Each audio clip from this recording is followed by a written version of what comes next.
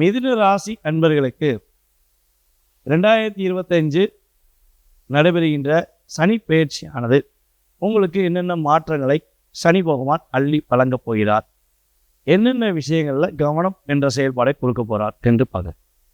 அதாவது பார்த்தீங்கன்னா, கிட்டத்தட்ட ஒரு 2.5 வருட காலமாக சனி பகவான் உங்கள் ராசிக்கு பாக்கியஸ்தானத்தில் அமர்ந்துட்டார்.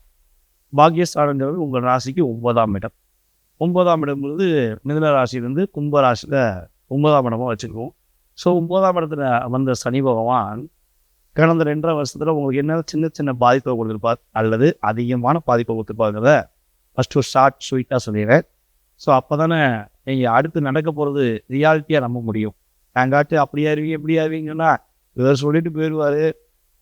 நம்ம படுற கஷ்டமும் நம்ம படுற கவலையும் நமக்கு தானே தெரியும்.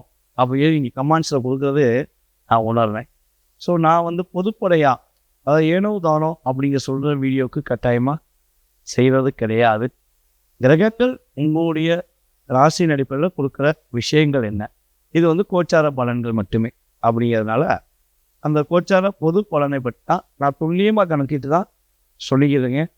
ஸோ கடந்த காலங்களில் என்ன நடந்தது அப்படிங்கிறத ஷார்ட்டாக சொல்லிடுவோம்.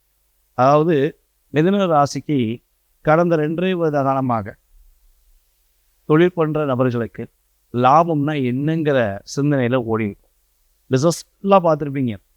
நீங்கள் ரொம்ப ஒரு என்ன சொல்கிறோன்னா இன்வால்மெண்ட்டாக உங்கள் தொழிலை நீங்கள் நகர்த்தி கொண்டு போகணுங்கிறதுக்காண்டி ஃபுல் முயற்சி. நான் மட்டும் முயற்சி பண்ணல, என் குடும்பமே சேர்ந்து முயற்சி பண்ணுது. நாங்கள் அந்தளவுக்கு ஃபாலோ பண்ணோம். ஆனால் லாபம் வரல.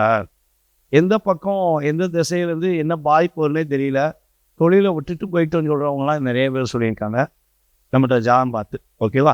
ஸோ அப்படி நிலைகள் நடந்துக்கலாம். சில பேர் இல்லைங்க நான் போராடினேன், இன்னும் போராடிட்டு தான் இருக்கேன் தொழிலில் அப்படிங்கிற வார்த்தைகள் அதே மாதிரி உபயோகப்படுத்திக்கிட்ட வாய்ஸ் இருக்கு.